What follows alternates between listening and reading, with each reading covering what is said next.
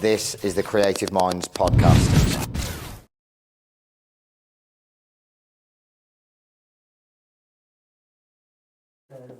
Enjoy, guys. Thank you. Sweet. Got this. Yeah, it's good. Good, man. From that one as always, Luke, yeah?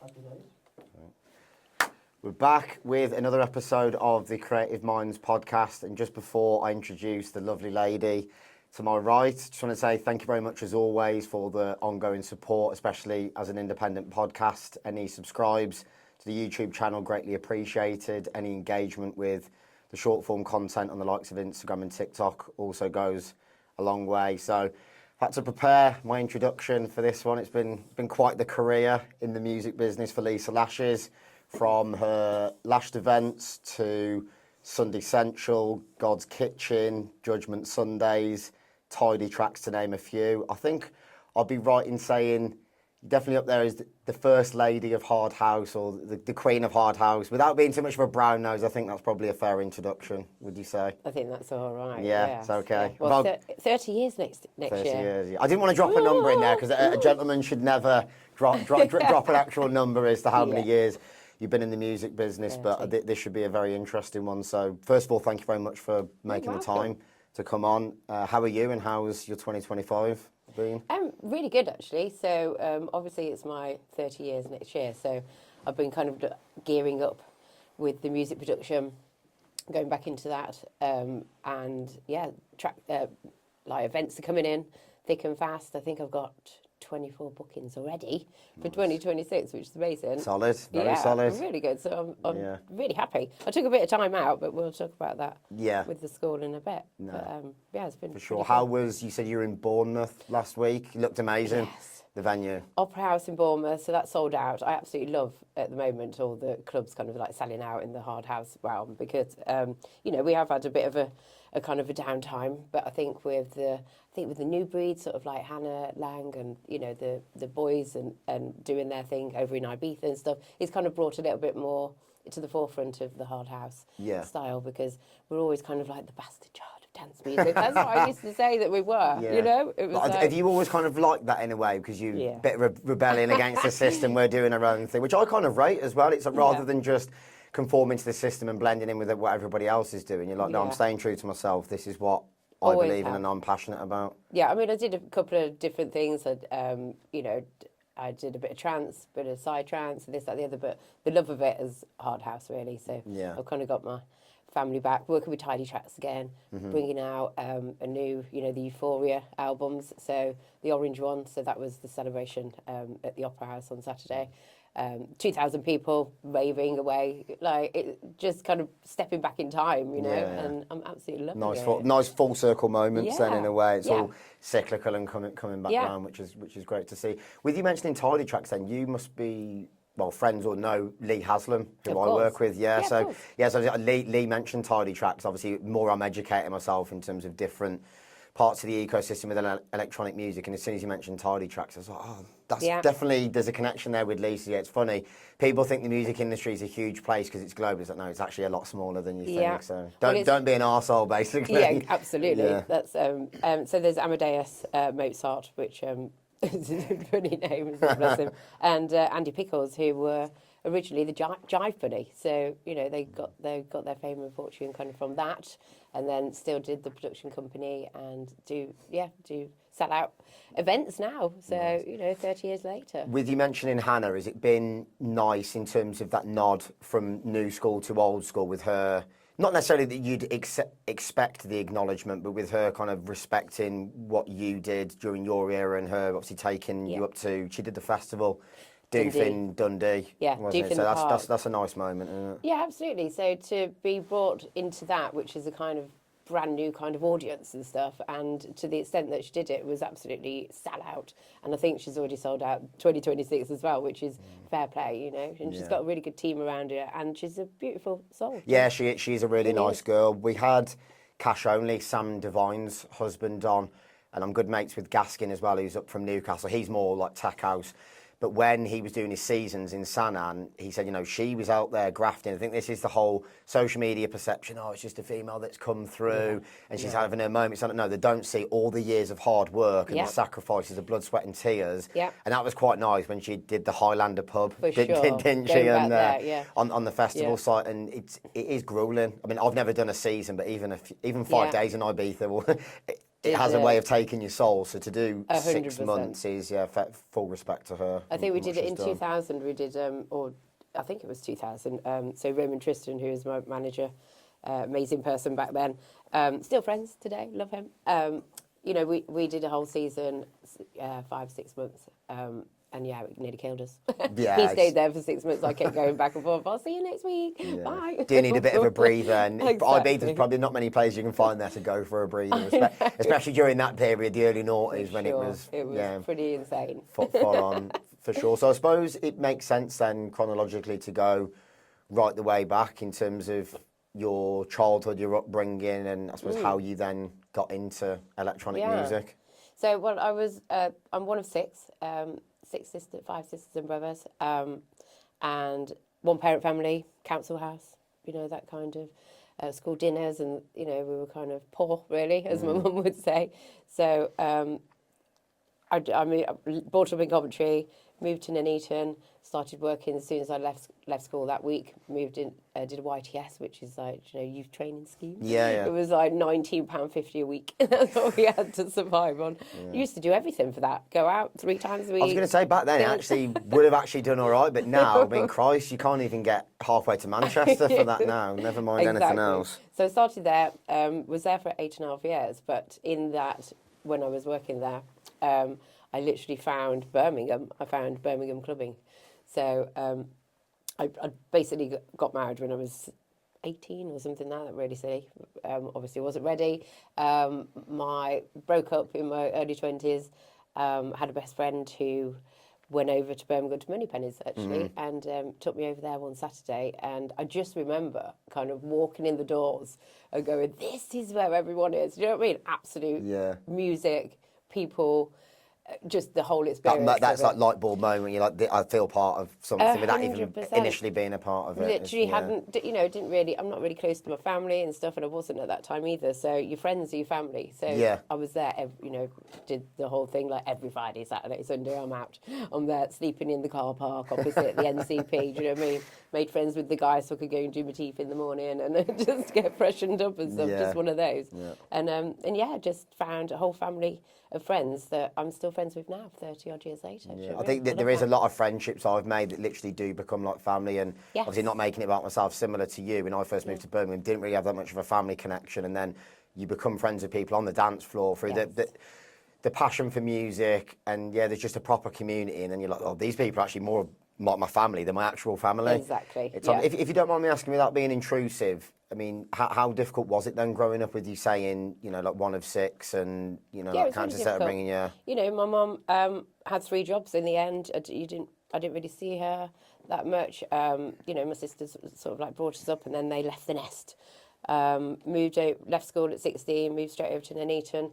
I didn't say goodbye to my friends because I didn't know I was moving, so it was a very odd kind of time. My mum was remarried again. I didn't really get on with him, so I kind of left home when I was 17, so on my own, really. Fair play. Especially as not in a patronising way, like a young, you're still like you're not really a woman at 17, are you? You're still a child, really. I didn't even know who I was, what I was, anything like that, so I think most people... Yeah, I mean, do you feel like in terms of your upbringing, that gave you that additional drive to want to go out there and do something for yourself and everything that you've achieved? I believe so, because... after a marriage breakdown and a lot of confusion and stuff like that happened then, I was in a dark place, and music kind of took me out of that, really. It wasn't until I was 24 that I, obviously found the clubbing days and stuff like that, and that absolutely changed my life. So I think sometimes, as above, so below, it's like if you don't get those depths of the downtimes and the depression and the real mental kind of issues, you can't have the top. It is bizarre because at the time, even though it is awful, and you think, Christ, can't I just get a break here, catch a lucky break? but then the resilience that it builds. I'm not saying to anyone who's listening now, go through those really down times, because ideally, you know, if life was plain sailing, but you do appreciate when you have those real moments of reflection when you've achieved something. You think, "Christ, I had to go through all of that to get to where I am now," and it does make you feel proud. And even the element of privilege as well. It's like, because you didn't come from a privileged background, especially once again not in a patronising way. There's probably been times where, as a woman in the industry, you probably had to fight a little bit harder, and then get into where you have been, and you still are now held in high regard. There probably is that greater feeling of satisfaction. Yeah, for sure, because I know that I kind of have earned that as well, and also I pushed myself into music was my life. There's two sides of it as well. It's kind of like, I miss my mum's 60th birthday and people's weddings and this and that and funerals and stuff, because I'm in Australia, I'm here and that. Your family kind of go, that's not normal. But when you're in the creative industries, you're either married to it or you're not. Very true. You're either all in. There's no 1 foot in, 1 foot out. I'm a believer in that, and people might think it's selfish. But that is the nature of the business. It comes with the territory. Like, you're not going to turn down, especially when it's your income, not just a passion. Say, well, I don't particularly want to have to miss this, but work's calling, and especially you're not really in a position most of the time to say no. Obviously, especially the more you climb the ladder, it is quite dog eat dog. There's you can't say no, and you say yes to everything. I remember going around the world. Me and Raymond and I did like 24 countries in a month. When I was really kind of like going there, it was sort of like every day, blah, blah, blah. And that's what you have to do. That's what if you want to be a musician or a creative industry now, you've got to do full on. Yeah, it is intense. I'm sure we'll come on to the touring aspect. And it's intense to say the least. So with, that hard house, techno, trance, with it being, quite opposite end of the spectrum, not just in electronic music, but in general, what were your kind of like main musical influences growing up within a household where you're one of multiple siblings? Well, it was kind of weird, because it was like, so my dad was a Jehovah's Witness, so he was in a band as well. So I was very much brought up with Elvis Presley and kind of like the, I suppose like the hymns and stuff from there. When he left, I was 11, after 26 years of marriage actually with my mum. When he left, it was like, we then started changing a little bit, sort of going out, because we didn't have Christmas. I was going to say, Jehovah's Witness, my granddad who's passed away now, his brother passed away because he refused a blood transfusion, and my granddad always had that big gripe, because he was like, if he hadn't have been converted, which by the way, nothing against Jehovah's Witnesses, that's their way of life, but I do recall when I was young, whenever they'd come to the door, my granddad, it didn't go down well. And if you don't mind me asking, even though you said he left when you were quite young, so it wasn't like you were 15, 16, was there ever an element because of that way of life that you kind of rebelled against it, or not necessarily? I potentially think so, yeah. Because it is a very different way of life, let's be honest. Massively, yeah. So I think once my dad kind of left, the family was a little bit in turmoil, My mum then was obviously going through 26 years of a marriage breakup. And, she did have a couple of boyfriends and this, that and the other. So there was a little bit of upheaval. And you go and you do rebel against that, don't you? When you're like, I don't like that person that's come into the house or whatever. So I wouldn't have thought I'd have been easy. Yeah, well, no, understandably really? As well. Then. No, 100%. So, in terms of work then, did I read as well that you mentioned the YTS, did you work for Marks and Spencer's? Marks and Spencer's. Yeah, I've done a little bit of research. Yeah. And it was funny actually, because they, when I found like money pennies and stuff, so what happened was my friend who had taken me over to Birmingham to Money Pennies to one of the nights, she came and lived with me after my marriage broke up. And then she brought her boyfriend into the house, and he was the one who had the decks, the Technique decks. So one evening he came round with his decks. He's like, "Is it okay if I set these up here?" Because my mum's going mad. And do you know what I mean? I'm like, yeah, for sure. I hadn't even really seen a pair of decks before. Wasn't that common really back then? Absolutely was it? Not. No. So I had these shiny, lovely things that were making, with records and stuff in the dining room. And I kind of wasn't allowed on them because can you imagine how expensive? Oh yeah, like, especially back then, it would have been a lot of money. expensive. So it's like, don't touch them, don't stitch the needles, that kind of thing. So I'd be like, okay, no problem. Anyway, I used to go on them, and I used to just waiting for him to go. Yeah, he's gone. I did. So he worked at the Jag. So when he went, so I'd go off to Marks and Spencer's, come back on the bus at lunchtime, have a little go on them, and then go back to just leave them as they are. Yeah, I was going to say, thinking, which record was in that order? Yeah. Do you know what I mean? So yeah, I mean, all praise to like Baz and Joe for kind of introducing me into that. So I used to go and get from Queen's Road, which is at M&S in Nuneaton. There used to be a record shop, so I used to go in there. And they used to allow me to swap things and stuff, like £1 kind of, like you can have that and then bring it back next week. So I just used to like go and play. Nice. And what were the main records in his collection at first? Well, that you were his was digging all through? like drum and bass and tipper and like all that, like hip hop and stuff like that. So it wasn't kind of the style that I was. But then I found this place which was like, Queen's Road. So I used to buy a few tracks, and I actually bought 2 tracks, which was Susie Carr, All Over Me, which is the Cowboy remix. And I played them back to back to back to back, and I could just play straight away, and I could. Do you feel like you had that natural ability? That's nice. I missed cool. that. I didn't have any teachings or anything, but and then I was caught when he came back ill, and I'm on the decks like, what are you doing? But then it was like we did a party that weekend, and all of his friends came round. And they just handed me different styles of music and could mix them in. So it's quite funny when you say most people, they say, I've caught Lisa, but having an affair. No, she was on my deck. How dare she use in my M&S uniform. Brilliant. There must be something in the water in M&S, because you've gone on to achieve what you have, and I'm sure Calvin Harris was stock in Chelsea. So anyone out there who's aspiring to be an artist, go and work at M&S, because somehow there's some kind of path that leads you on to success. I'm assuming you must know Mark Gillespie quite well. He's obviously Calvin's manager, and I haven't had the privilege of meeting him, but obviously from a management perspective, he's the kind of person you want to be able to pick his brains and just spend a day even shadowing him. I mean, what he's achieved is... I don't really think there's probably many people bigger in the music business that have done... Except for Neil Moffat, maybe. Yeah. He's done pretty well, isn't he? And I've told... Neil Moffat told me once that I gave him the worst advice ever, and I was like, well, I'm so glad that you didn't actually do because Godskitchen, Sundissential had just started in 1996. He was wanting to come, I was playing for him in Stratford-upon-Avon, his tiny little club that he had. And then he said, I wanted to pick your brains about going to Birmingham and stuff. And I was like, I don't know whether you should do it because there's a new super club and blah, blah, blah. Anyway, he did it, and I'm very grateful. He did it. Sometimes you have got to rebel against the system. Exactly. Don't listen to the advice. Exactly. So, in terms of your clubbing experiences then, and then the DJing aspect, where does it go from there then, chronologically? Because obviously I have done my research, but there is a fair bit to cover, so I'd rather you lead the way in some respects. So when I started playing on the decks and stuff, it was about 3 months, I think, that somebody asked me to do a boat party on the River Thames, and I wasn't ready at all. I was like, oh my God, I don't want to do it, but I went and did it. It was the worst set ever because obviously you're on the barge and you're bumping around, the decks are going like this. But there was somebody on the boat called Madders. We know Madders from Sundissential. So he basically, picked me up.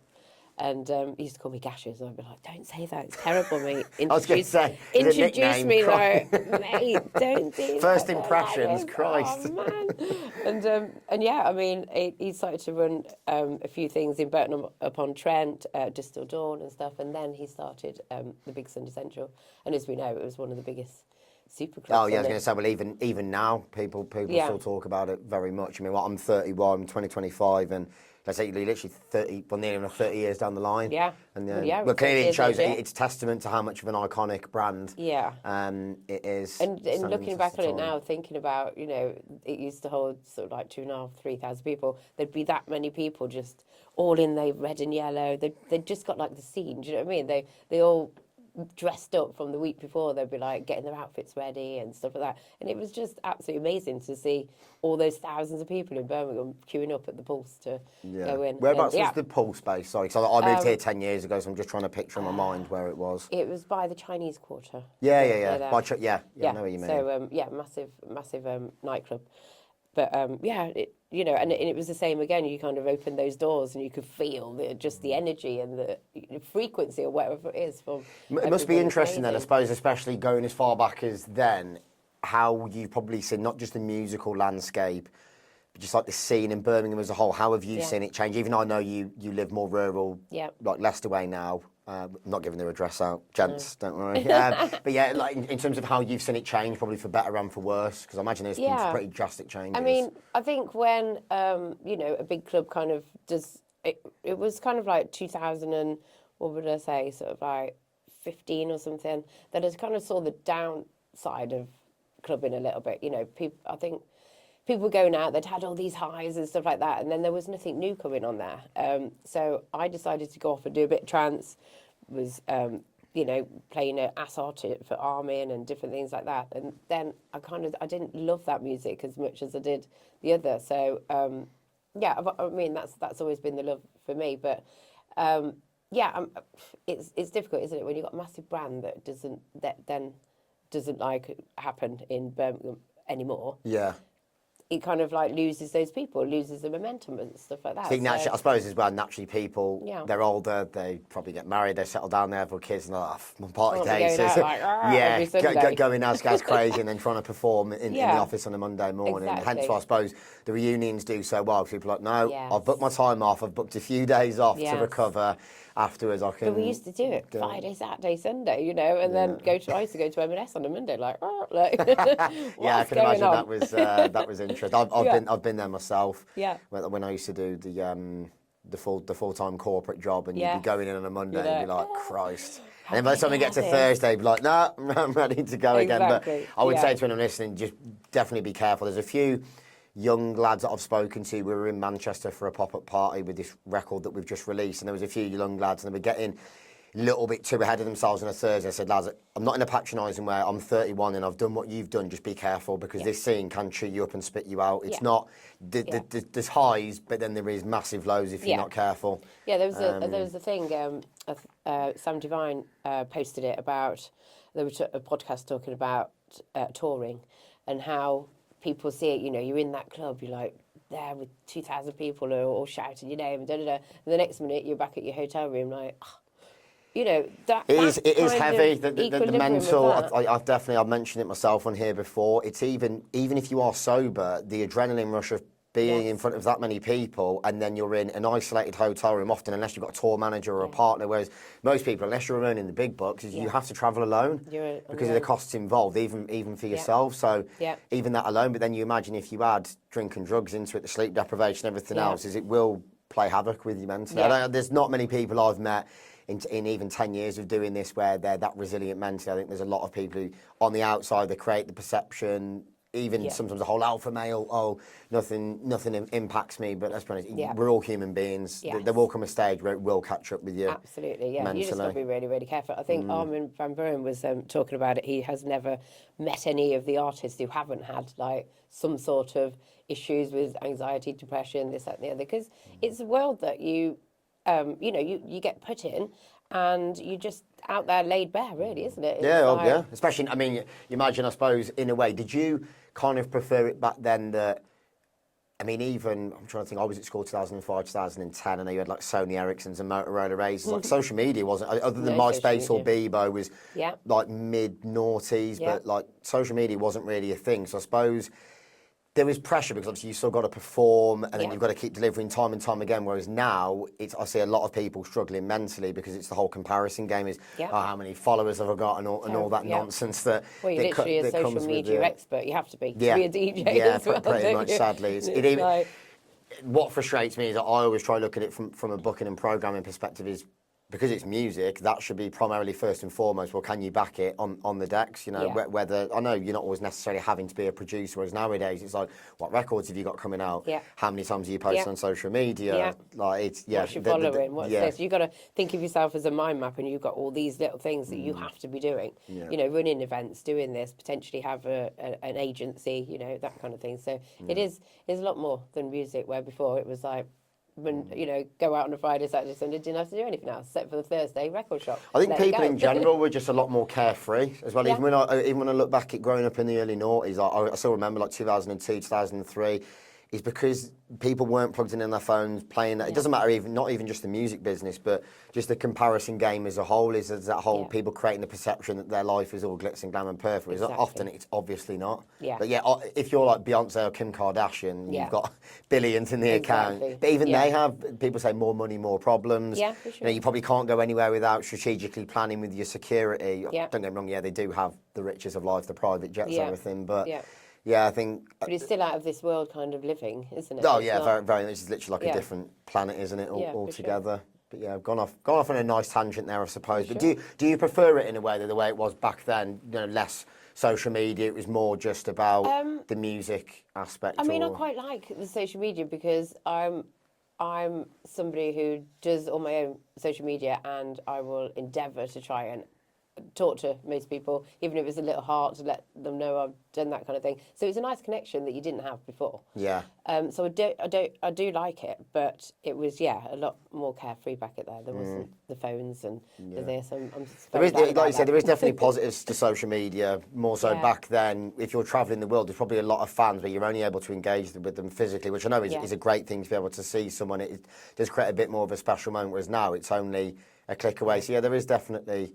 Positives and negatives for sure. Yeah, I wish it wasn't so different, but it is, isn't it? And you've got to use it the way it is. You just got to change with the times, haven't you? Yeah. Well, if you don't move with the times don't wait for you. Exactly. And the music industry waits for no man or woman, unfortunately. I mean, I don't like the fact that you put music out there and you can't really, artists and stuff can't earn a living out of their music, like on Spotify and streams. Don't get me started on that. I just think it's terrible because you've got so many, people artists that can't survive. They have to have jobs and stuff like that because you can't get anywhere. I've questioned it a few times, and I'm quite active and outspoken on LinkedIn, and I think there is probably a few people who've clocked what I'm saying, but I think because the truth hurts and they don't like when people speak out about the facts, and I think it was Snoop Dogg who was saying, when I was buying albums as a kid in the late 90s and early noughties, like you had a physical copy there, and distribution and the label took a percentage, but whereas physical, the price, whereas now it's like a million streams equates to $4,000. So you've literally just manufactured a number, whereas a million streams, when you break it down, is only $4,000. Like there is a massive disconnect there, and it makes no sense. It's really terrible. And it's kind of like, this is why, talking about the Lashed School of Music, which started in 2018. The reason I wanted it government funded and for free is because people can't afford to pay for creative. Some people, and we would find, the people that we had through the doors, they wouldn't have been able to afford to come on something. It would have been too expensive to come on. So with the government funding, that's what we did, and we found people from, like carers, people that were not from this country. One young lad had been dropped off at Heathrow, and that kind of thing. So we brought him on board, and he's doing amazing now, teaching other people music and stuff. So that wouldn't have happened if it would have been a price to that. So I don't think what I'd like to do, what people do is like do those kind of things where you're educating people in the creative industry, but you're not charging them. The government should be paying. Well, yeah, but I mean, we discussed it before the podcast, is the business that we do at Lab 11 with a lot of the Dutch artists, managers, agents. And you look, I know there's probably different aspects of their economy with the ports and things like that where they are strong, but the way that the government understands, not just culturally, but the economic contribution that, I think it's the Herman Brood Academy where Dennis Quinn's a teacher, we've had Chris Dussy come out of there, another Toe Man, like a lot of high-profile artists now, especially within house music, and obviously like you've had your Armin van Buren's, I'm assuming Paul van Dijk's obviously Dutch, is he Dutch? Yeah, well, we'll say, Van Dijk, I'm hoping, he must be. Yeah. Awful research there, clearly. Not knowing his nationality, but it's just their understanding and appreciation for what it does, and you can see the positive knock-on effect that it has, whereas here, especially during COVID, comes back to the point about royalties with records, but it woefully exposed, artists that were so heavily reliant on touring because there was very little equity in their records. And it's like now, unless, full credit to your likes of Sonny Fodera and MK and people like that have created hit after hit, they can probably more live off the royalty side of things. Yeah. But for the most part, people, that they are music producers, but to be able to just rely solely on your records is, especially nowadays in the digital age, is no, it's not realistic. No, not at all. For the most part. Yeah, but you know, like creative spaces like that, like you were saying, education spaces that we had over 1,400 students and people come to our School of Music, and we were in Manchester. We did Tiger at Manchester, and at Northampton at the Students' Union. So they were our classrooms. So why do a normal classroom when you do it in a nightclub? So the first day of our 12-week course, 3 days a week, was going into a nightclub with all the things going. Quite a fitting environment, to be fair. Well, sure, you know, and you got Rob Tessera on the decks, or Anne Savage, and this and that. They were all the tutors. They were all my friends. So nice. you rope all. How did it come about with Finn and Sonny? Because I had no idea. I've been friends with Murphy's Law for years. How did it come about? Because do they live near you? Yes, they live in Leicester. Yeah. So how did that come about? I think Finn wanted to do an interview with me. For when he was still at college, so he was only a young lad. So he came to my house and we did an interview, and then because I knew what he did, I love them two are just they're beautiful amazing. brothers. Yeah, they're really good lads. Sonny and Finn. So when crackers, but lovely. Yeah, I know. that's probably what adds to the wonder. Yes, the ingredients of them probably connecting so well with the students. At the same for sure. time. So they probably did taught about 800 kids for. So we were alternative provision as well. So we used to go into schools to do like a 1 or 2 day courses with the kids who had been literally shut out. You know, like we can't deal with them, don't know what they want. We'd go in as a music entity, and they would be fully engaged. So you know, the day-to-day kind of school don't do any of that. They're just the maths. Too one-dimensional, one-size-fits-all approach. And I was exactly the same when I was at school. Like I did quite well in terms of like history and English, and when I did politics at college. But certain things like maths and science, I was absolutely awful. I think I had to resit maths 3 times. It just wasn't suited to me. But because, say, if you weren't engaged with something and you were a little bit disruptive, they just saw you as, you're just a problem child. Whereas it's like, well, no, because you're not tailoring the education system to individuals, which I understand it comes back to the whole government funding state schools. If you're at a private school, I mean, one of the lads I manage, he got a music scholarship to Shrewsbury School, which is one of the best private schools in the world, I think. I think Mr. Bean's son went there, Rowan Atkinson's son, Gary Barlow's. I think you've had you've had a lot of famous people send their kids there, but obviously you're going to one of the best schools in the world, so therefore, you expect. You're like, if you're good at music, you know, you've got the best hardware, software, you know, tutors. Whereas state school, it's like, well, you're in a cabin at the back if you're lucky with a keyboard, where everyone's messing around on it. So we basically mopped up all the kids who weren't going to school. They were getting in trouble with the police and stuff like that. So we did like a cohort for the police. 32 people, I think we had.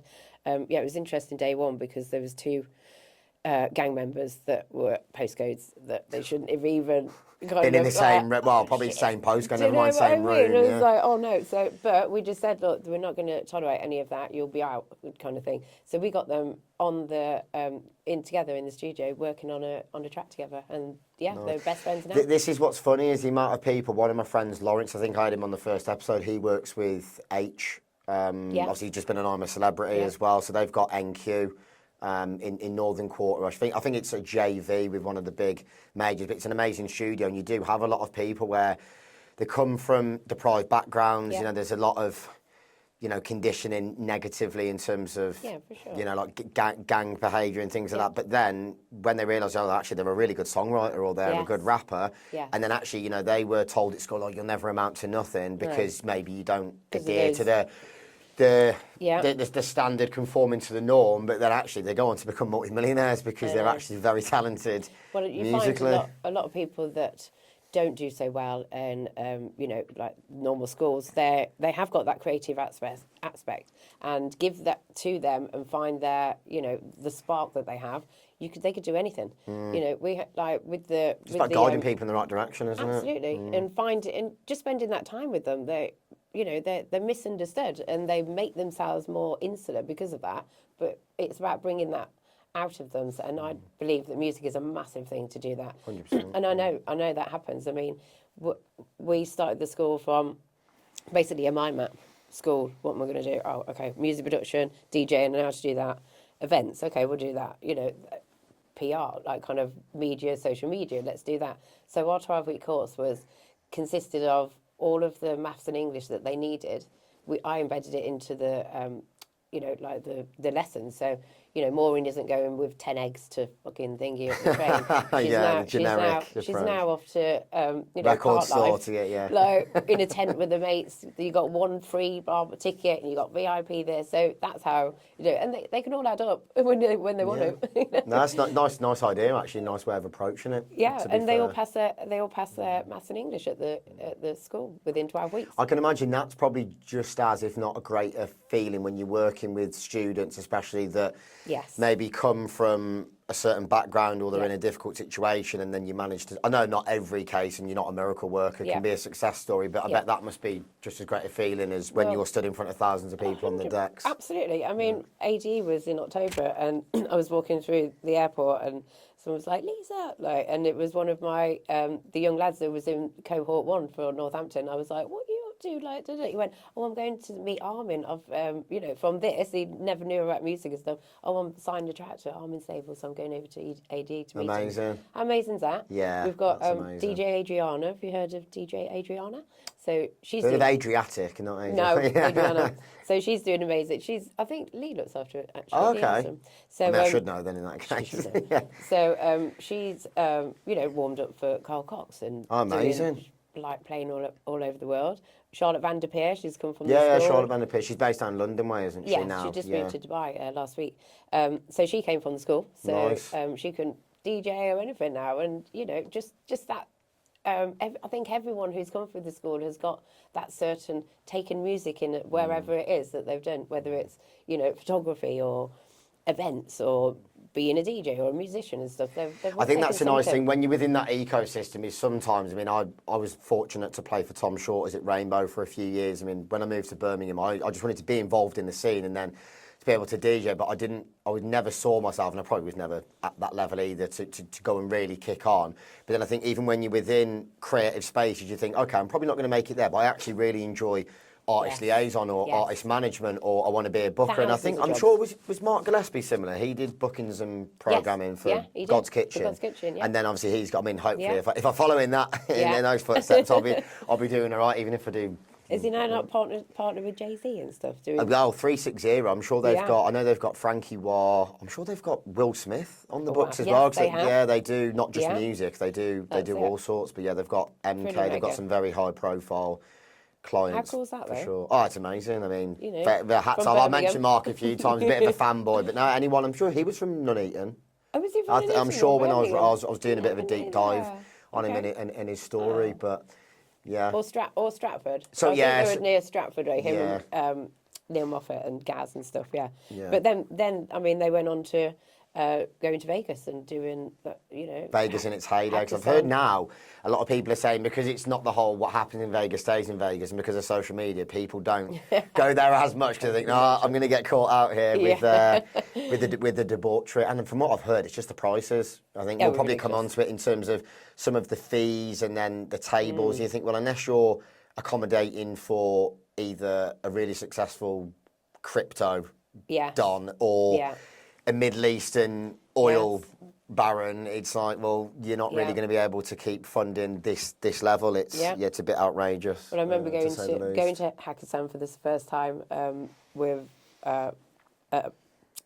Moffat, and the table that was sitting at apparently was like £30,000 to sit there at the table. I'm like, I'm not. Yeah, I was going to say, like, gone to the very edge of the table. I'd be exactly the same. Definitely. And then I met Sheikh, whatever his name is, who was from Manchester. He owned Manchester City. Yeah, Sheikh Mansour. Yeah, so he was there as well. So you're kind of like, what? So yeah, it is a different world, isn't it? Like that level of money. Well, basically, money is not an object. It's just like. But they've got the thing that they have is vision as well. So obviously they did Global Gathering, which was massive successful. Yeah. All the guys from there. So they just have a massive. They had like a family as well. So all of them, when Godskitchen finished over here, they all went over to support Neil Moffat with his ventures over, in the clubs and stuff over in America. Sure, because some of the guys I work with up in Manchester, I'm sure that same family are involved with Co-op Arena. They've invested in that. And I know people say, Man City have bought Champions Leagues and Premier Leagues, but what they've done economic regeneration-wise for, let's be honest, the North, tragically, and like unfairly gets abandoned by London. It's like the wealth tends to be hoarded down there. It's like they're very much do-it-yourself mindset. It's been amazing in a way. I know people can say, oh, there's wider questions to be asked, which we won't go down that rabbit hole. But what they have done for the city as a whole, it's amazing. That's why now, sadly, I'm the first one to admit it. I love Birmingham, but Manchester is overtaken Birmingham by I by a think long way. Sasha Lord probably had a big push in that, didn't it, with the warehouse project and just booking big kind of people, bringing them into the city and stuff. So, but they definitely had a love-hate situation with Birmingham, with Manchester and London, wasn't it? It was like the divide. Yeah, definitely. But, which I can kind of understand because, especially even COVID again exposed, the amount of backhanders and golden handshakes things were going on. It's like, well, we're all kind of adhering to the rules to an extent, and then you're all getting away with like literal murder. It was shocking, but we won't go down that rabbit hole anyway. Taking it back to the days of Sundissential and then where you went from there, because obviously I know you played for the likes of Godskitchen. Obviously you've done your own Lashed events. There's Judgement Sundays. I'm guessing, like early noughties, it was probably a pretty intense time. Yeah, for you, touring. I'd go to Argentina for the weekend. I'd go to Australia for the week. That kind of thing, back and forth. I remember getting onto the British Airways with a lady going to Argentina, and then coming back on the same thing. She was there. She's like, "Do you work for the?" No, I'm just I'm your hostess for today, wow, Lisa. right, hello again. Do you know what I mean? That was pretty cool. But South America's great, isn't it? Manic. It's because I see now. I went to Peru in January. John Digweed. I had a chat with him, and Carl Cox was playing. I mean, I timed it perfectly. Them playing a beach party, but especially like they are proper electronic music heads. Like if you're not bringing the magic, they will soon. Even though they speak Spanish, I imagine largely. I think so. It's like they'll soon tell you. You'll work out whether or not you're doing your job properly. They're very well educated, very much so musically. And have a specific coolness about them as well. Yeah, they do. It's effortlessly cool. Like when I went to Colombia and I've been to Ecuador, it's like some people, like a lot of those countries. I know Argentina's a bit more developed, but particularly Colombia, not necessarily Peru, but Ecuador. Like some of it is technically a third world country, but the people there, they do have that kind of natural. Where you don't mind them wearing glasses at night, shades. You're happy with that? Yeah, you carry on. No, definitely. But, talking about kind of like the culture nighttime industries, it's in a scary position right at the minute, right? Especially with the new government not giving any help with, anything. Literally anything for the club scene. So I know in Germany that they give £1 million is sort of like earmarked for all of the big venues, all the big things to make sure that the sound system's okay, that not hurting people's ears, or the soundproofing so you're not pissing people off next door and whatever. But now, I think I introduced you to Michael Kill at Nighttime Industry Station. They're having a terrible time because 500 clubs have literally shut down since COVID, and nobody really cares. It's poor. I think this is where as well, when people talk about the culture, and don't get me wrong, I've worked with some great bigger venues, and I understand they serve a purpose, but in terms of that grassroots, starting at a certain position, and then obviously the end goal is to play in front of thousands of people in festivals and bigger venues, but for the most part, I think in order to create proper art and culture, you do need those smaller grassroots venues. I understand that not every single one is going to survive, sadly, but you still do need that funding and that support. But where do these new artists, musicians, whatever, live bands, where do they go? If there's nowhere for them to go, where are they going? You need somewhere to hone your craft and get better, because just going from TikTok and doing a bootleg and all of a sudden you're on a major label, which is a big gripe of mine, which we won't get into, and then all of a sudden you're on the biggest stage in the world. I'm like, well, unless you're a real natural talent, you're going to be overwhelmed. Never mind just in terms of playing on a huge system like that and reading the crowd. It's like you just haven't got the experience to do that. You've got to work your way up, surely. I mean, say me, went straight into Sundissential, but it's kind of not like that. That and it's so hard for people to get the funding. Like they have to go and write the pitches as pitch writers, couple of grand. people can't afford that. They can't. And that's it. Coming back to the whole economic side, it's like, how are they not looking at the bigger picture? I mean, Second biggest. we've got a party on the end of year, 28th of December, which we've fully sold it out across the day and night. It'll be well over 2,000 people, but we're going to attract people not just from the West Midlands. Yeah. Is that what that does in terms of economic contribution, in terms of hotels, taxis, restaurants? People will go to the Bullring. It's like people don't just come straight to the club. It's that overall experience and what it contributes. Billions. Well, what is it? Something 93 billion a year in revenue for the creative industries. But lockdown, we got nothing. You remember? It really did kind of kill some people because of that. But because I think the government just doesn't understand that it's a necessary. You know, people want to go out. They have to. They have hard lives. People have jobs that they don't want to be in sometimes. You know, Monday to Friday, rat race kind of thing. Their weekends.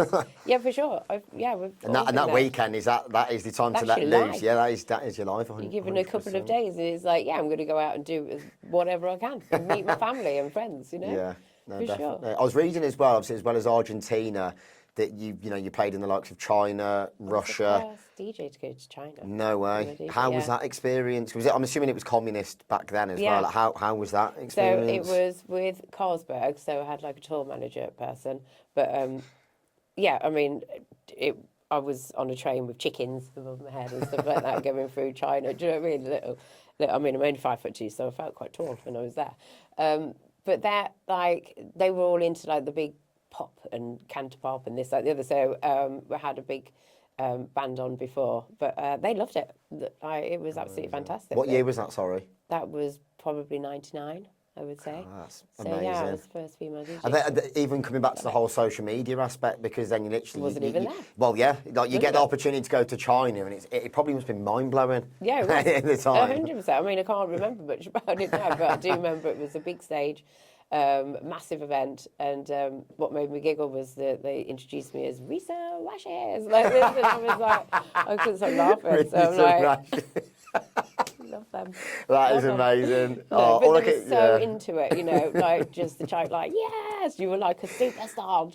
That is brilliant. I was going to say, having the double L alliteration. Yeah, that is classic. That was quite funny. That's amazing. I wasn't expecting that curveball. That really has made me laugh. Even Russia, I speak to a fair few artists, obviously, before. Yeah. We're not going to get too much into the whole political situation. Obviously, now I think it's probably not the safest place to go, sadly, with everything that's been going on the last few years. But there's a few artists. I think Archie Hamilton said that he played an after party there once, and he said it was this guy taking him to an after party, and it was just this guy. Oh. And he didn't have decks. He just had an aux, and he was there just like put the bottle of vodka on the table. There like, yeah, you just choose tracks for me. He was there like, so there for a bit. And he thought, I want to go now, mate. If that's okay. Do I have to do this? Yeah, it's a bit interesting. Yeah, I've done Moscow, St. Petersburg. I actually played in a ice-filled, made out of ice. This whole nightclub. It was like, what? Russia's an amazing. I haven't had the privilege of going. To be honest, I do want to go, but I don't know if because of the whole blonde hair, blue eyes, you might think I'm MI5 double agent. And then I'll end up in some gulag saying, Lisa, can you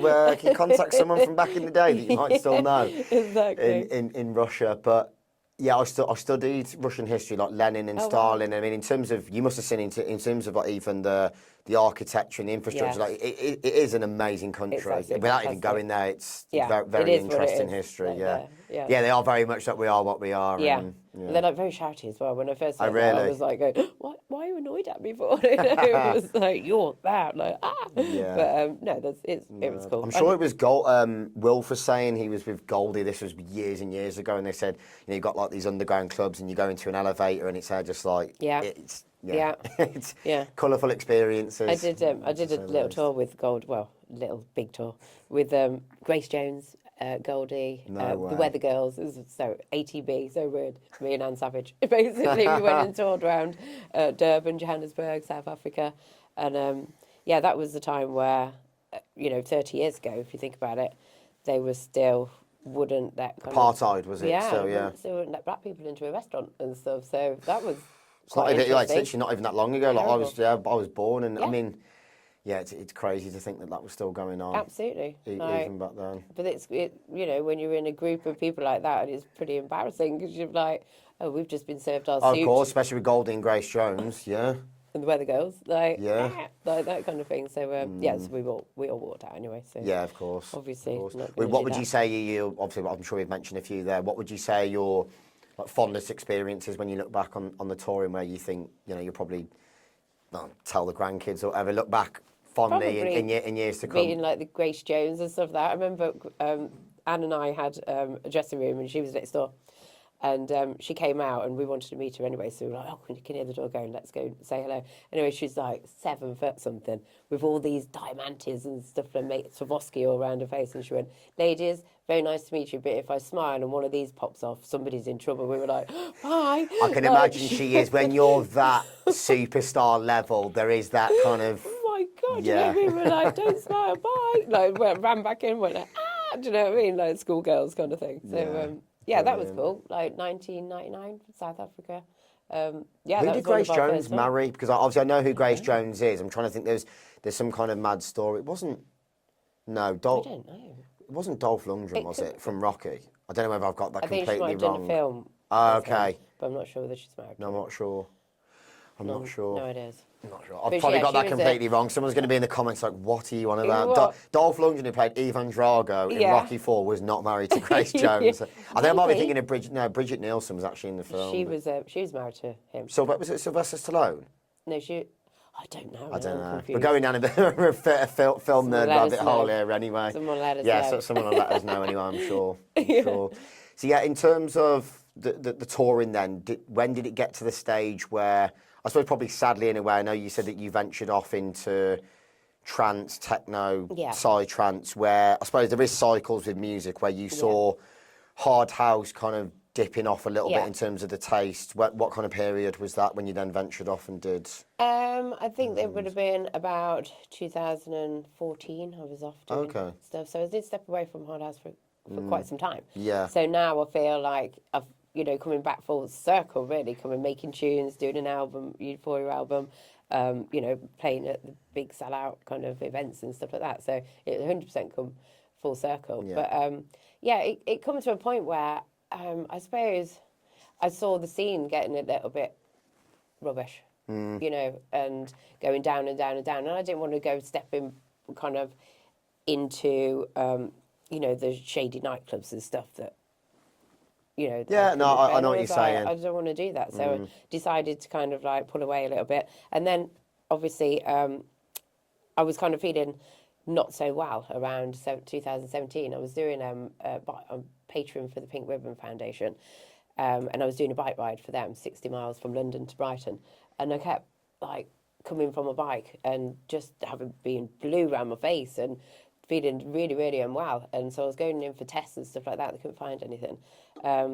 Anyway, it turns out that 2018, the week that I opened the School of Music in Northampton, I was diagnosed with type 1 diabetes. So that would have been why I didn't feel so well. This explains it for sure. I was like, what? So the range of a normal person who hasn't got type 1 diabetes is between 5 and 7. So when they checked mine, I was 33. So I was literally heart attack material, stroke material, all that kind of stuff. So I literally didn't find out until I was going to do a tour in Australia, fell in on the plane. They took me off the plane, did some tests and stuff like that, said I was having a heart attack, which was the most scary thing. I'm on my own in Abu Dhabi. I pulled off a plane. Shit, what's going on? I was left actually in the airport for 5 hours waiting for the ambulance. They didn't understand what I was saying, and I think that's when I kind of I was there overnight, put me into the MRI scanners and stuff like that, and they said I hadn't had a heart attack. When I got back, did some tests, I was type 1 diabetic. So I actually was kind of pulling away, and I didn't realise why. I was just losing that energy for it, it's a big diagnosis at the end of the day. I'm assuming you're all good now, though, in terms of day to day. Yeah, I mean, I inject 8 times a day. Keeps me alive. That's heavy. Yeah, I remember when I lived in Shrewsbury, there was a lad, and he had to inject several times a day. And I think sometimes people don't treat it as seriously as they should in terms of just like the overall perception in society. Just diabetes. No, I have to inject 8 times a day just to literally... There's diabetes 2 and 1. So diabetes 2 is you've overwhelming your pancreas, but you can take that back with food. Diabetes type 1 is I'm in the broken pancreas society.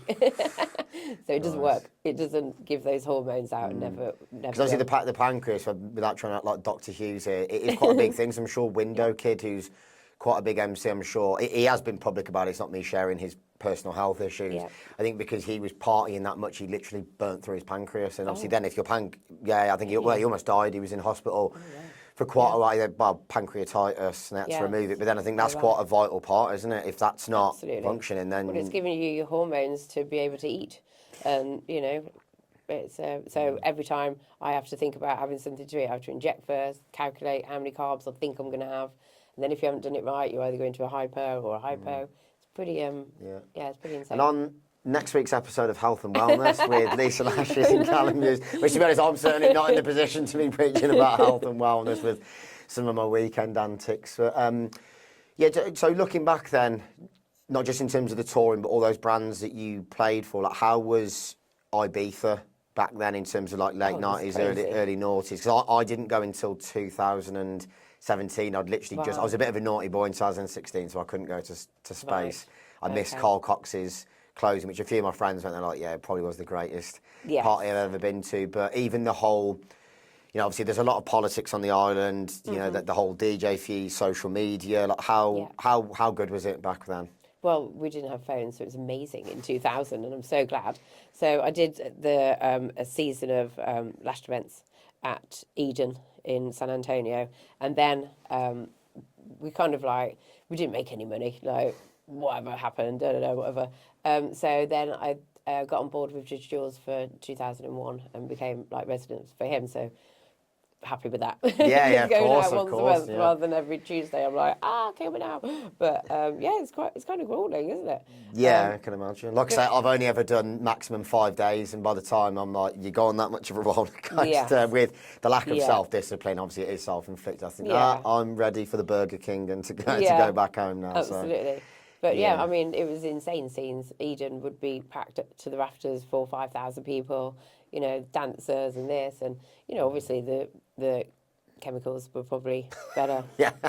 Undoubtedly. In Ibiza and stuff. So there was a. I'm assuming, did you play the likes of Amnesia, Pasha, Rouse? Yeah. I mean, even Amnesia now. I went in September. That and DC10 for me still just got that. Even Pasha, to be fair, there's certain interior aspects. It feels very much old Ibiza. It's got that raw feeling to it. It's nice. Just with Purple Disco Machine, so Roman Tristan looks after them. And what amazing scenes they are, in everyone just dancing. Thankfully, they put the phones away for a while. But there's things that they want to capture. They want to capture that time. And, people go, well, put your phones away. Was it Defected you were there for when Purple Disco Machine played? I don't know. I was just with them, Just went there. Having a good time. Yeah, it is. Yeah, it's definitely interesting. I did during COVID. I spoke to a guy called Howard who runs Ibiza Unlocked. So he became good mates with Fatboy Slim. Moved over. It was when Manumission was on. So he moved over there late 90s. He used to dress up as Elvis, bungee jump when he was on acid in Old Town. Go to DC10 when it was literally just proper old DC10. It was a space after party, wasn't it? It was, yeah. Back then, it was on literally a Monday morning. None of this backstage nonsense. Then, fair play now. The vision that they've had and the whole networking and high-end clientele. It's literally like it's like another side of the club, isn't there? Now at DC10, but back then it was like you literally jump down into the gravel to have a fag. And just speaking to him, it's just very interesting. He's lived in Ibiza for that long. He deals now with high-end clients. So if you've got like a yacht and you want a good space in the harbour, or someone from SAS Who Dares Wins, or Roger Taylor from Queen, he's very much because he knows the island like the back of his hand, and he's very good with hospitality and looking after people. Yeah, it's very interesting. I wish I could, in a way, whilst you don't want to wish time away, I wish I was born a little bit younger so you could have experienced it in the late 90s and the early noughties. I mean, I think I went 2002, with my mum. I think she used the divorce proceedings to take us to Ibiza instead of putting it into a mortgage. But obviously that's when Kevin and Perry came out. And obviously you're too young, so we're there just doing karaoke by the pool and you're watching Kevin and Perry, I want to go Amnesia. And it's I think you're a bit too young for that yet, son. You've got few years. I actually did a stage dive from Amnesia when it was all the at the time. When it was at the time. I don't know why I did it. I was playing there with Fergie, Godskitchen event, and I think it was in Mixmag actually for the second most craziest thing that someone's done on the DJ set. Yeah, that could go one way or another. You'd still be sat here now, just fully in plaster. Do you know what I mean? When I jumped, oh gosh, this was years ago. I jumped off the side, and I used to wear like kind of pretty much like leather stuff, and my leather thing got caught on the rails, so like she had to have people jumping up to, and I had to undo it, and they go, "You ready?" And run up by the time that the So tune had not probably finished. was for the best that social media didn't Really, I'm exist so back glad then. about that. Yeah, I wouldn't do that again. Nah, I don't blame you. But I will be playing at Amnesia 2026 for Godskitchen. Amazing. So that's just come in. Yeah. And Birmingham for the new Godskitchen for... I'll have to pop down. So May. that's in May, isn't it? May Yeah. bank holiday. I'll definitely have to Yes. pop down. Speaking Yes, to Nick in Ferguson the other day, and I Yeah. did say to him, we showed him around the club, and I said, mate, I totally understand the level of capacity that you guys can do. See, it's a pragmatic business decision, which I totally So understand. where are they? Where are they at? Why are they not at your club? Yeah, well, I totally understand. Like, business Yeah. is business. If you can do more numbers, you're not going to go to a club Yeah. that's smaller. And to be fair, it's good spaces as well, so I get it. But even with Judge Jules' complete mad curveball, when we were getting music contracts looked over by a lawyer for quite a big deal, we got looped in with Jules O'Riordan, and then someone Yeah. says, do you know who that is? I said, yeah, he's the music lawyer. I said, no, it's Judge Jules. Judge He said, Jules. do you need to realise now why he's called Yeah. Judge Jules? And I thought, clearly a man of many talents, because Yeah. his understanding of the legalities of music from law, all and sides. then putting on all these parties, clearly he's a really nice guy as well, Yeah. lovely chap. Yeah. Yeah. I'm with him on New Year's Day, in fact, in Nottingham for the NG1 for Judgement Sundays. So starting the new year with Jules and Wicked. the Insomniacs team. So that'll be cool. Yeah, That'll we be were at cool. NG1 a few years ago. One of the lads that I managed, Nick, who does Groovebox, he's good mates with Fergie. I think they Yeah. go right the way back. And yeah, he booked Sasha. I think Sasha was one of his big bucket lists, and he managed to get him for a good Wow. price because he was at Fabric the same weekend. And then yeah, my cousin, who's a good like progressive house producer, he took over from Sasha, and I think my cousin was Nice. like, yeah, never expected that to happen. Yeah, you know, I for mean, sure. he's pretty in terms of progressive house, other than like a John Digweed, he is like the messiah, For sure. isn't he? Yeah.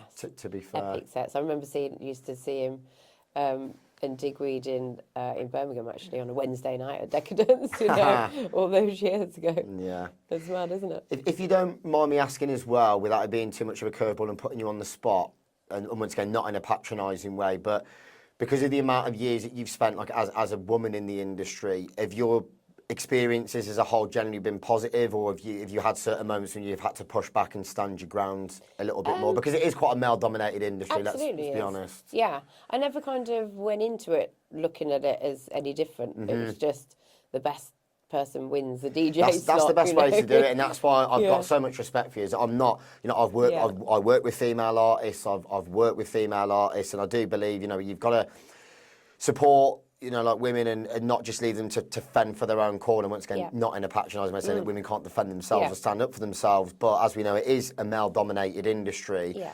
But I'm still very much a big believer in talent and meritocracy. And Yes. like you said, you were very good on the decks, which that's Yeah. what took you further than Yes. I think sometimes, not in a stereotypical way, and it does happen a bit nowadays, and it happens across the board. You have white lads from upper class backgrounds that come from privilege, and they manage to get to a certain level. And there's a lot of different narratives at the moment. And for me, especially as a booker and programmer, people will look when a lineup goes out and go, "Oh, well, you haven't got X on there or Y or Z on there." And it's like, no, but you don't understand the processes. It's a ticket selling business. It's a talent buying business, Yeah. and there's a lot of politics that goes on where maybe a woman I wanted to book wasn't free, or Yeah. they won't go back to back with that person because they don't Yeah. align. And it's like people will just instantly look at a flyer, jump to conclusions, and say, "Oh, Yeah. you're a misogynist, you're this and that." It's like, well, no, it's not as simple as No, that. it's not simple as It that. really isn't.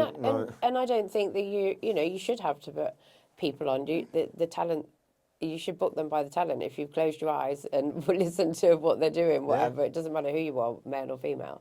I think that kind of thing. And even though I have done some like female kind of events and stuff, and I do like to put on a majority course. of females, but they're because they're my friends and stuff. Like the first Lashed was, kind of an all girls lineup, and I love that. Yeah, and there's nothing wrong with that either. Yeah, but it wasn't sure. intentional. It wasn't. No, actually, Rob Sarah was there, so kind of all girl. But is that Rob? Love Rob. Yeah. But no, there is some things that do frustrate me. Like, I don't like to get into the back and forth, especially unnecessary arguments on social media. I try and avoid drama as much as I can, which, as we both know, is not always possible in the music business. When you start climbing the ladder and the politics and the egos are involved, sometimes it's opinions from people. You can't escape it. But when sometimes, got nothing against, like championing women, giving people a platform instead of it just being an all boys club, I'm not for that at all. Yeah. But when you have certain narratives that are pushed where it's apparently about equality and inclusion and diversity, but then it becomes, oh no, but you can only come here if you're that. I'm like, well, surely does that not contradict the whole point of it? It should be, ideally, in an ideal world, probably not going to happen whilst we would love it to, is you could have 33.33% that, and then, but obviously it doesn't always work out like that, but there's some aspects that I sit there and I'm like, well, if it's meant to be purely about equality, the narrative that you're pushing actually does contradict what you claim to stand for. It doesn't. Exactly. But I think sadly nowadays, with a lot of this woke cancel culture, and especially gets quite toxic on social media. Yes. Obviously now I can explain things properly vocally, but when you write something out, words get twisted, it gets misconstrued, and then people are like, oh, well, no, you actually meant that, and then the whole cancel culture train tries coming for you, which I'm not, don't get me wrong, if you say something completely out of order, whether you're racist or anything along those lines, then you should be held accountable, but people will hold you to account. Yeah, well, understandably, but there's certain things I'm just like, can't we just have an adult discussion here and debate and come to a right outcome that benefits everybody?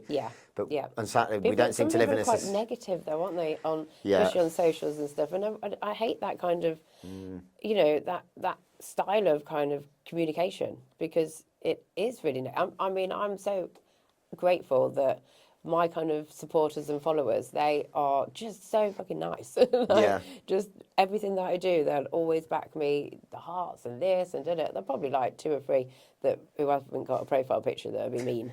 But I'm not bothered about that. I think a lot of that culture does get created from the top down, the likes of yourself, like the energy that you put out and being a good person, and that trickles down. Whereas if you've got a massive ego and you're not a very nice person, well, funny enough, that's probably the kind of people that you're going to attract. Exactly. So. No, I try to be I'm 100% grateful to still be in this music industry 30 years later. It's ridiculous. If I thought of young me, that's what you're going to be doing. I didn't even know from day to day what I was doing. I just went with the flow. Yeah. And I think a lot of good luck and places that my manager was and agents were, they were in the scenes, they were down in London, they were, everything. You need people like yourself and good managers out there. That's one thing, not being biased just because I'm a manager to say, oh, you definitely need a manager, because there are certain artists, I think you can be self-sufficient if you're not at a certain level. Obviously, the level that you got to, I think when you're running, it is a business, in terms of, like the touring aspect, the record label, everything else, you can't do everything yourself, otherwise you would burn out. And there's probably the main areas you need to focus on as a DJ and producer that might suffer because of you trying to do everything. But how important do you think it is, for artists in terms of having that team around you? I was going to say a team is parallel with what you do, really. I'm so grateful that I have like a really good team now of music side of people. I have a good agent and manager, and it makes things easier, and better, and because I still want to be creative. I still want to go, well, what should we do this at the Lashed event? Should we do that? And people can put that into place. I can't necessarily do all that because it'll be too much for me. But you've got to rely on a really good team. Yeah, for sure.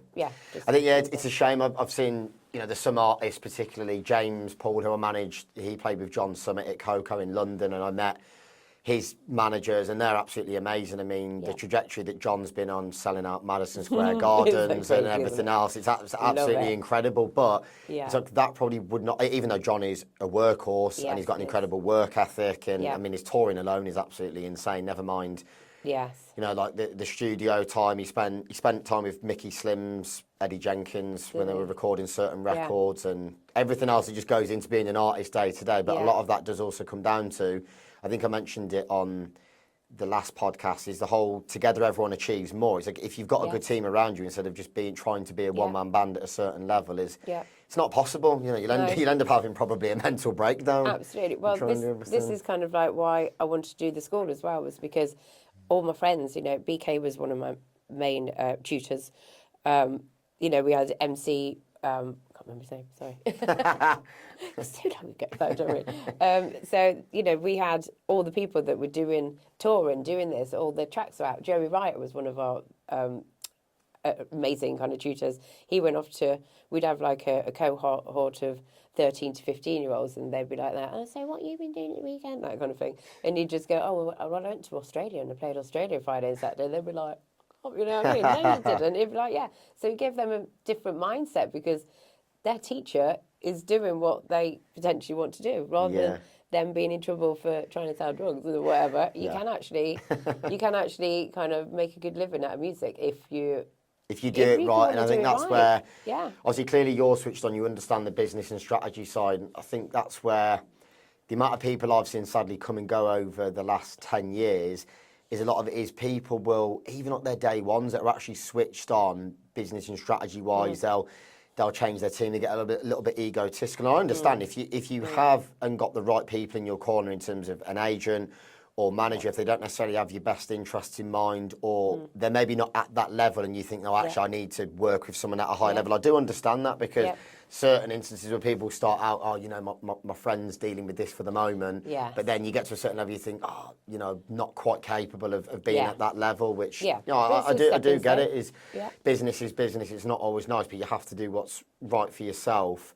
But yeah, I've seen so many people come and go who had the potential to go really far, but they haven't got the right people in their corner, you know, even... Well, the agents can be, I mean... Agent gets too greedy. I'm not tarring agents all with the same brush, because probably a few agents watching this, to be honest. I do a lot of business with agents, and some of them are amazing, but there's some I'm like, you're not being very realistic here, especially in the current economic climate. In Birmingham, we're not in Kensington and Chelsea here, as to what you think the artist is worth. And don't get me wrong, especially someone who's an artist yourself, I do understand that there's also bad promoters out there who can be a little bit naughty, and you know you have to respect when an artist is worth tickets what their financial worth is. But also I think it needs to work both ways, and that was the mad thing during COVID. It was like we're all in this together mentality and culture, and then as soon as the floodgates opened, that soon went, and it went back to it went back to being even worse because they were trying to recuperate all the money that was lost. I mean, one thing in COVID which was really quite annoying was, you know, people were trying to do the Facebook kind of streams and stuff like that, and then they got taken down, didn't they? Like their music, like I was up to sort of weekly 250,000 people or more minimum joining me every Saturday night, and then obviously the music started to get muted in certain areas.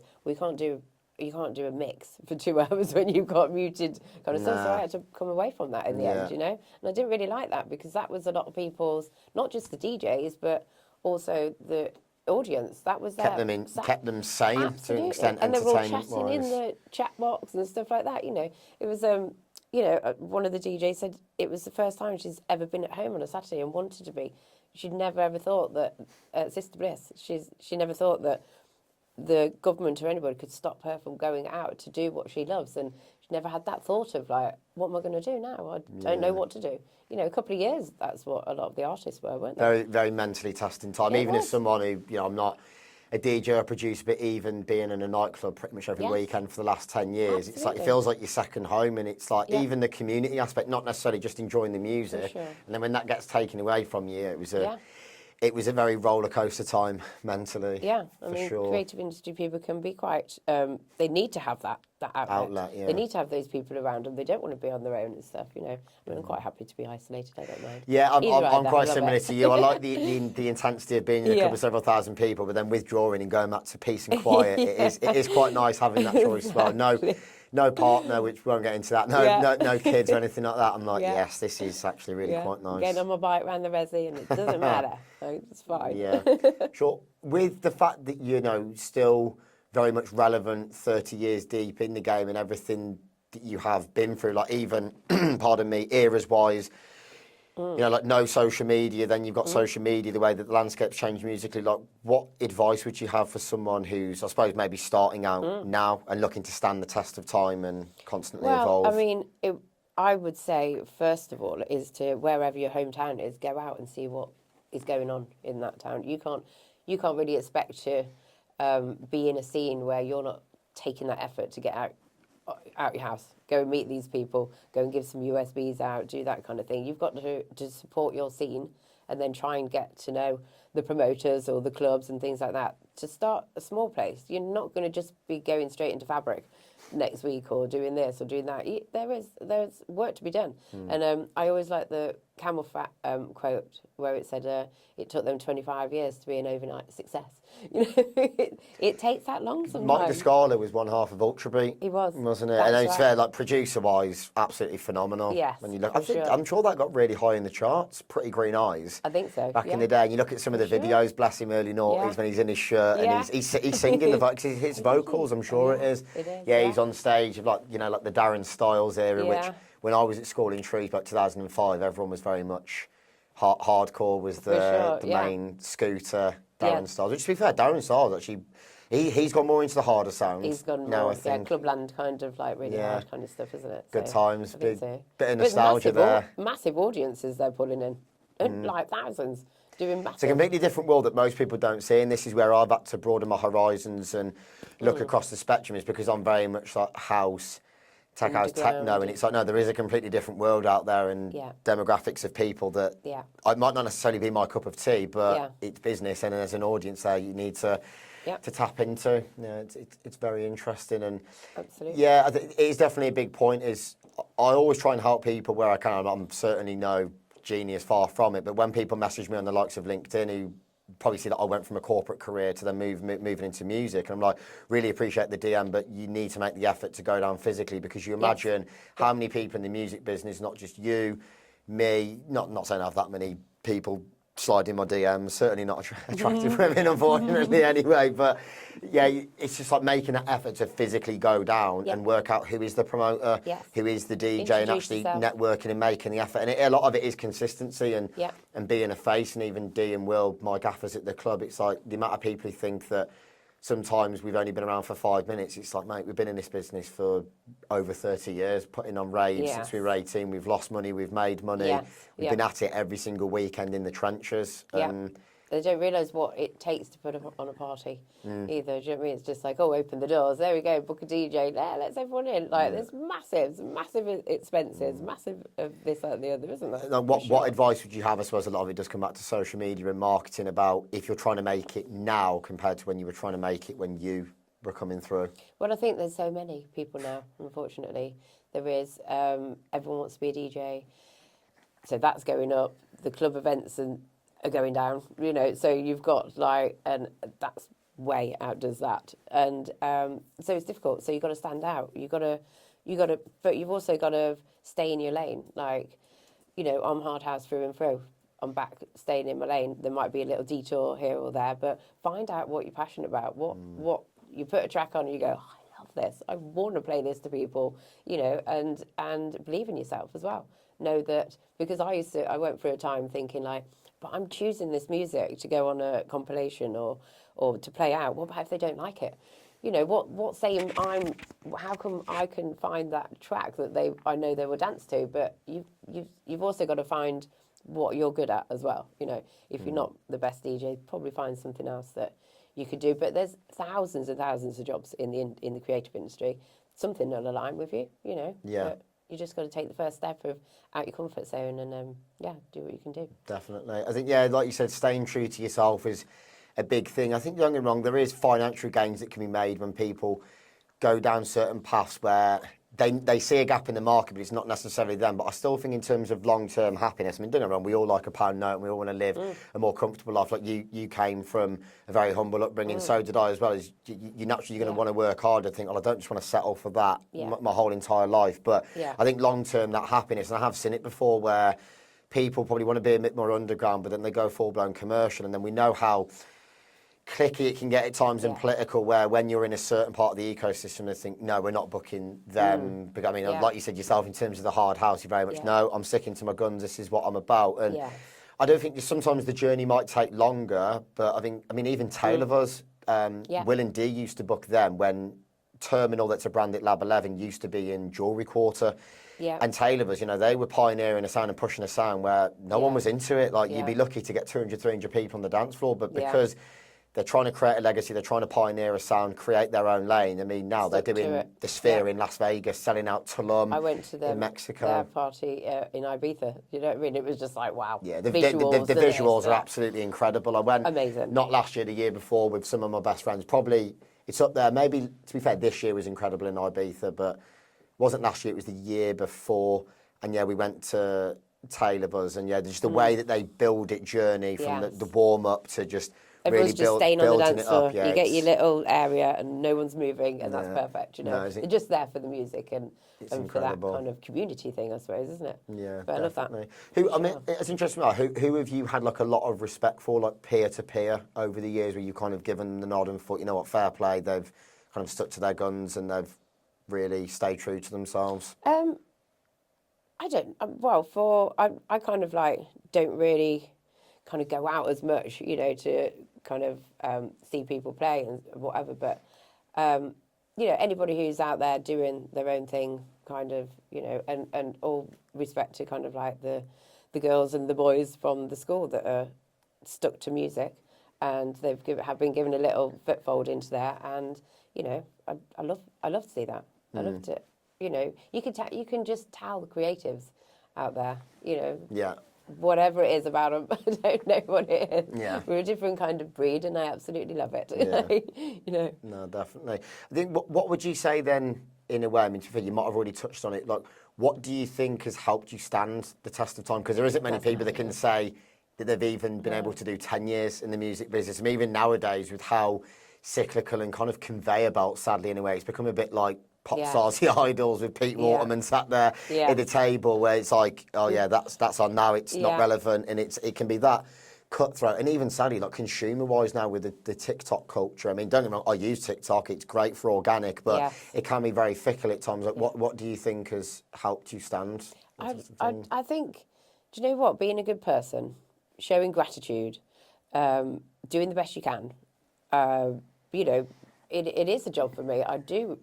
Like, I don't just go with my USB and go, oh, I'm going to play like on next Saturday, whatever. I literally will do 3 or 4 days of just downstairs in my basement, just one track after another, recording. Do probably about 7 hours of recording a week, listen back to it in the car and stuff like that. I am kind of a perfectionist and want to do that. So I think that shows as well, though, that you're picking out the best tracks that you can, you know, play on that at that time for those people. And I do think about the crowd. I'm not always thinking about, I love that track. I will look around. I'll probably, like this weekend, I'm playing at Ministry Sound. I'm playing for an hour, but I'll have 7 hours worth of tracks because, do you know what I mean? And it'll be like, right, okay, that track could take me onto that level, or that track could take me on there. I'll go early to see what the other DJ is playing. Always be considerate and caring about, you know, won't play a Glasby track if he's about to play after me. You know, that kind of thing. Etiquette. I think sometimes people do forget that. I've seen it once or twice, and I haven't booked them, but you kind of had your head in hands, like, you can see the person that's up next, and you've just played their probably biggest record. What is going through your mind?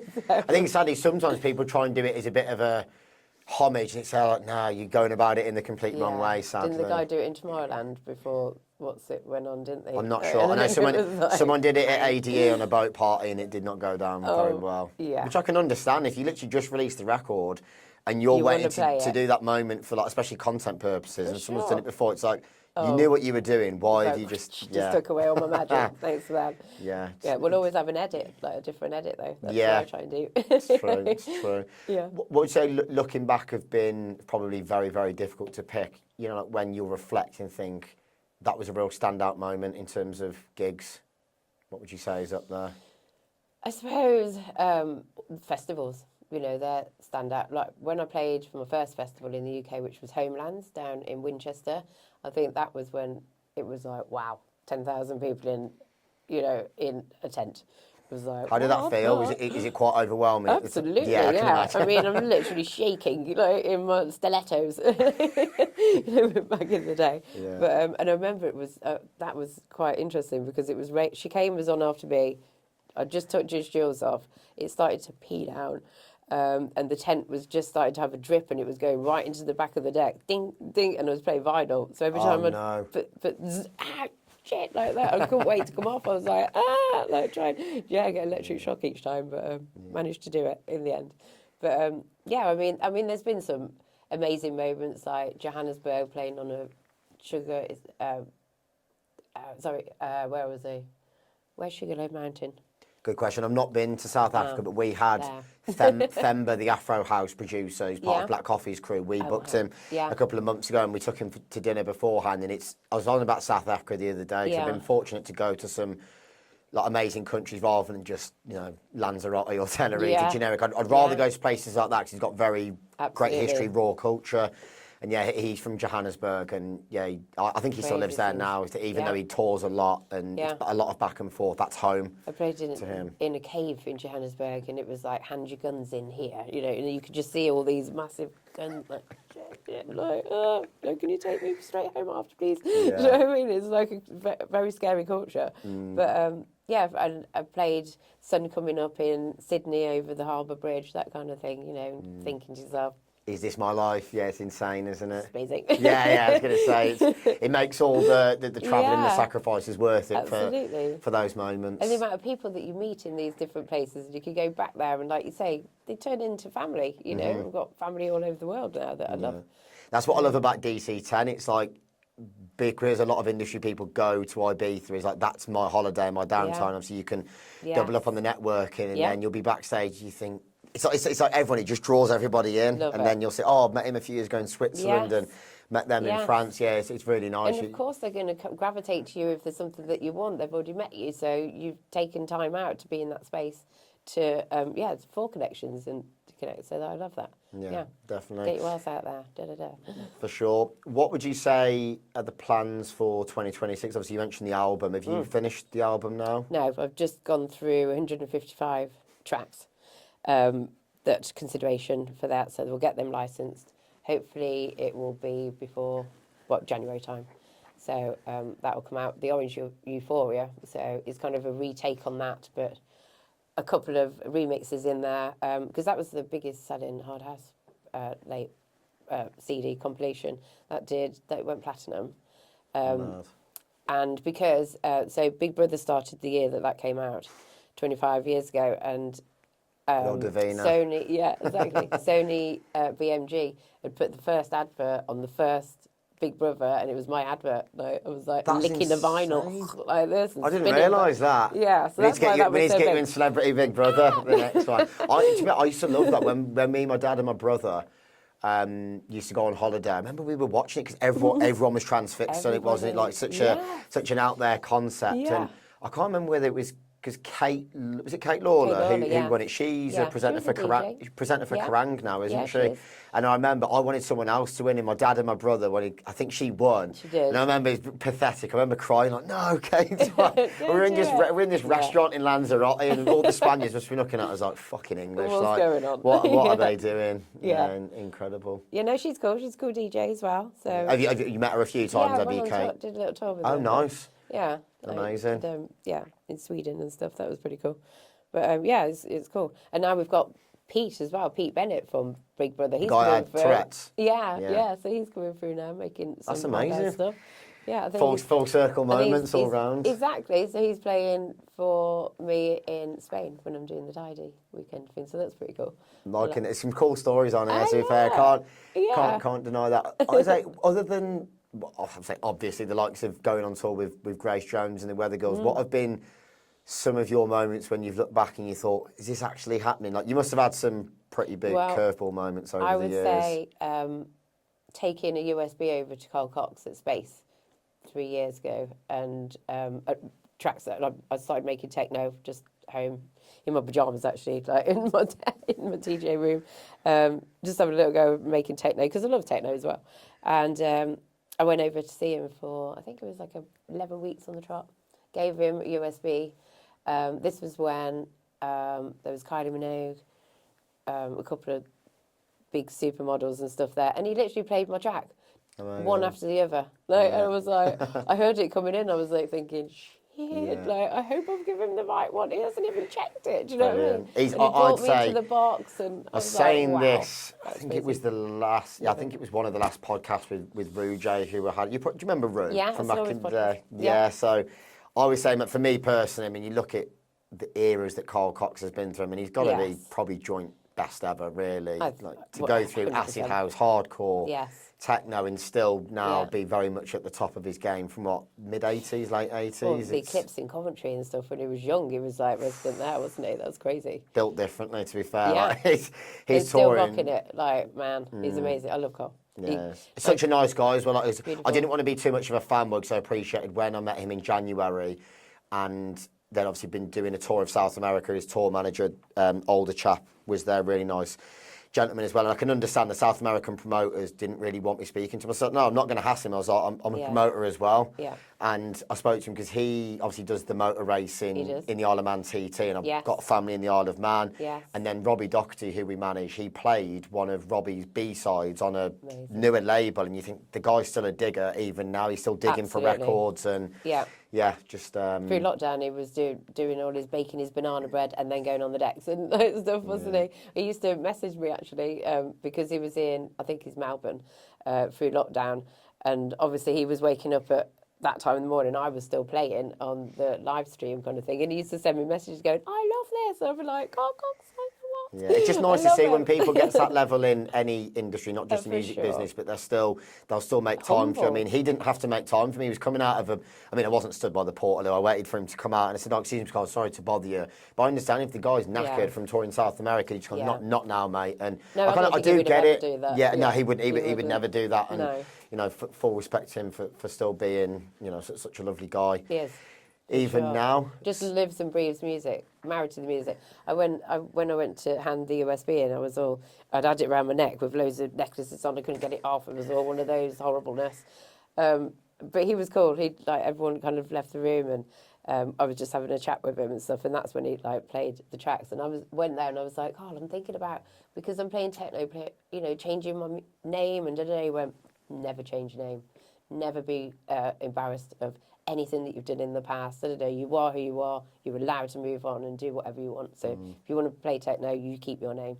And he played my track that he signed to Intech Digital for 18 weeks progressively. Nice. And, and then Doesn't put really it get on much his better, label. does it, I to was be like, fair? what are you Yeah. saying? So that's one of those moments. You're like, Yeah, what are you saying? brilliant. I remember I did a podcast with his personal visual artist. Habs. Yeah, Habs. Yeah, Yeah, Habs so African. yeah, Yeah. someone put me in touch with him during COVID, Yeah. and it was brilliant speaking to him. And he He's was cool. saying, obviously, intense touring lifestyle. Even though Yeah. Carl's very much, sober, probably Yeah. has one beer max if he does a marathon Yeah. set and a slice of pizza. Yeah. But he said even then, you're coming out of space and you got to fly on a private jet straight away. And he was like, it was intense. Yes. But he was referring to that period of space, which was very much glamour Yeah. models and superstars, and I think because they were good Yes. friends with, is it Afrojack and Paris Hilton? Yes, Was yeah. with him. I think it was Afrojack, if I stand corrected. Someone will correct me if I'm wrong, I'm sure. But I think she'd just broken up with him and she was trying to get in the box, and Ab's like, no. And he said it was quite a satisfying feeling. Me, just little old visual artist, has going to Paris Hilton, not tonight, love. Not tonight, no. Yeah, exactly. Brilliant. Oh, man. Yeah. Yeah, Habs African. So we did a little Indonesian tour, actually. He did my visuals. for- Amazing. Yeah, So that's it. the industry is a very small place. Very small place. For sure. For sure. Sure. Is there anything I've missed or you would like to cover? I feel like we have done quite well there. Done really To be well, fair, yeah. Well, maybe just 2026, come and see me play, man. Yeah. Where can People. as you said, you've got a lot of gigs already in the diary. Where Yes. can we catch you gigs wise, and what are your socials handles? So, obviously, I'm on Facebook. Obviously, I'm on Instagram, DJ Lisa Lashed. I'm on TikTok now, so I kind of started that 4 months ago, up to 50. How are you finding the world of TikTok? I don't mind it.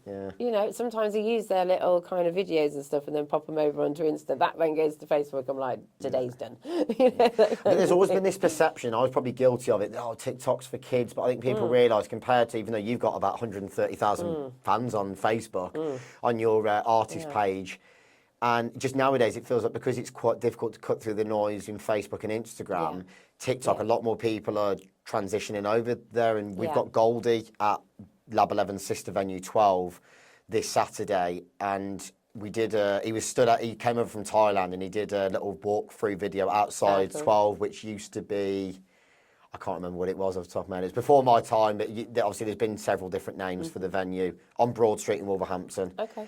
Over the years, and people were surprised the amount of like older demographic, mature ravers, Yes. old school ravers that were commenting, and it clearly shows a lot of people now are transitioning more over to TikTok. Loads of people have said, "Oh my God, you're on here." Da, da, da. But probably not even on Facebook or Instagram. Oh, I remember seeing you. Da da da. Remember seeing you here. So for me, it's been like a really nice kind of embracing all the people that have seen me around the world and stuff. And it is worldwide, you know. Yeah. People are like, when are you coming to Australia? When are you coming there? Well, give me a break. Yeah, I was going to say, I need a bit of a see. break now. I've given enough of my soul over the years. Exactly.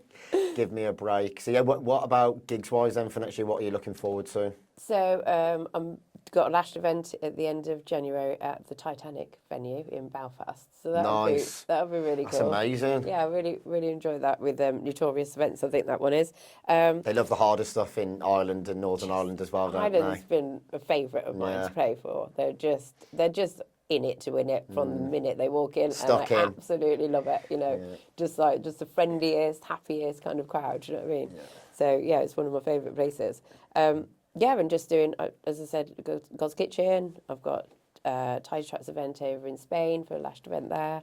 Yeah, loads of different, Southampton, Bournemouth just done, Ministry of Sound in London this weekend. So, and then a Lash party at Coco with Frantic in the summer next year as well. So, Coco, London. Yeah. Amazing. Yeah. Yeah, that's an amazing venue. I know. To be fair, I'm like, wicked. man, that's amazing. Like, you still want me. Yeah. That's amazing. No, I Let's love get it. Lashed. I love it. But So yeah, just go on, Facebook, TikTok, whatever. DJ Lisa Lashed is all the way there. no, amazing. But yeah, wrap it up there. But thank you very much, Lisa. Big love. Thank you very much welcome. for coming on. Thank you. Thank you.